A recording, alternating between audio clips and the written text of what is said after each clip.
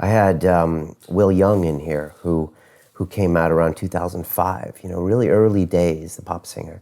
And I was talking to him about how just different it was back then. I know you came out around 07, and I think people forget how the landscape has changed so significantly. These days we talk about, all sorts of things. There's transgender, there's all these other different types of people and their sexualities, and it's more welcome.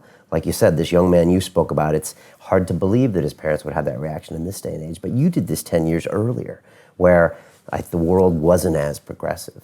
I guess, is that something you think about sometimes, that it was, when you did it, it was even harder to do than, say, today? It was, but I didn't really think of it in that sense. It was harder. And actually, dealing with my sexuality before accepting it, it was even 10 years before that, so it was even more difficult back then. No role models. No role model. I used to sneak away from my friends on a Saturday night to go to a gay club in Swansea, and I used to feel sick in there, worried, what if somebody sees me? And I remember there one night, somebody a girl, she walked into the gay bar. She was in school where I worked a couple of years earlier. She'd left school now, and she walked in this gay bar. I physically went sick in the toilet. And I thought, oh God, I'm going to get found out. And I went out the fire exit door on the back and went home. And that was, 10 years before then, 15 years before I actually came out, if not a little bit more. And then, as you said, 2005, 2007, when Will Young came out, whenever it was, things were even different back then to what they are now as well. And it goes a bit back to my refereeing, I guess, in my personality and stuff, and what I do on the field. As I said to you earlier, I don't go on that field to do or say anything because I think people want to hear this, or this will be good. I do it because I feel that's what needs to be said, and said in the right manner, the right context, the right way. And my dealing with my sexuality and the coming out was the same. I didn't come out because I want to be a role model. I didn't want to come out because I want people to look up to me. I didn't come out for any other reason than I suppose a selfish reason in one sense. I came out because I had to do it for my own self, my own well-being, physically, but probably more, because I was still suffering from bulimia then. So mentally more than anything, for my own mental health, well-being, I needed to accept for who I was and for my own performances as a referee. So that's why I came out. So I didn't really think much about it of, yes, I was worried how people are going to accept me, but it had gone to the stage, well, this is what I need to do and I need to do it. I didn't think what would happen after that, The only thing that worried me was, are my parents going to accept me, and is rugby going to accept me? And then as years went by,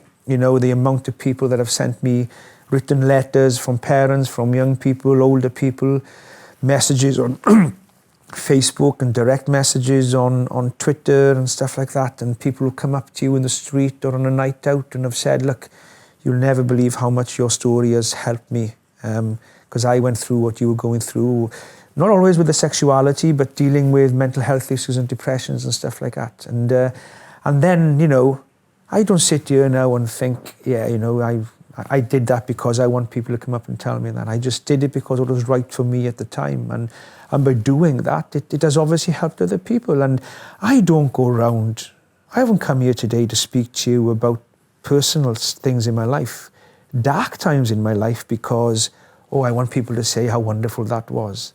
That's not the reason I've come here to speak to you today. I've come here because I know that it helps people.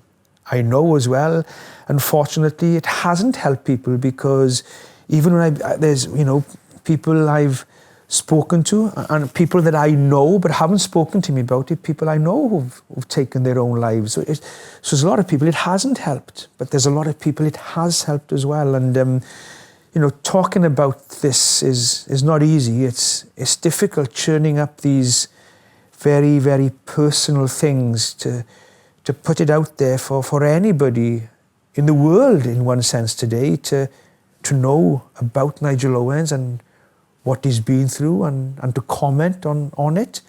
But I do it because, not that I want a pat on the back for it, not because I want any more followers on Twitter, not because I want to make any headlines out of it. I do it because I really know and really believe that it is helping. And if it just helps a few, that's something. But I know that the more that I talk about it, it'll hopefully encourage other people to talk about it. And the more people who talk about the mental health issues they have, or whatever it may be, or whatever the reason for it, then the more people are going to realize that mental health is not a stigma. It is something that can affect any one of us at any time in our life. And even when you've suffered from the past, it doesn't mean you won't suffer from again. But by knowing that it is not something to be ashamed of, that is something that people will then realize, it's good that people talk about it. And the more people that talk about it, not only will it help themselves, it'll help other people. It'll help other people understand that this is not a stigma, that it is a reality that people are going through. People are going through hell, you know, and people are going through such hell that they're actually taking their own lives. And it's a very, very sad thing. So, you know, it's important for me to talk about this, not because I want to, because I'm doing it because I really do believe that it is helping people, and I really do hope that it does. And so people should take the lesson of communicate this feeling to somebody, talk about it, talk it through, and get these feelings out there, because, you know, we could have lost you that day, and now you're a world-class referee inspiring people. And so these people should know that there is a way out, but it starts with communication, right?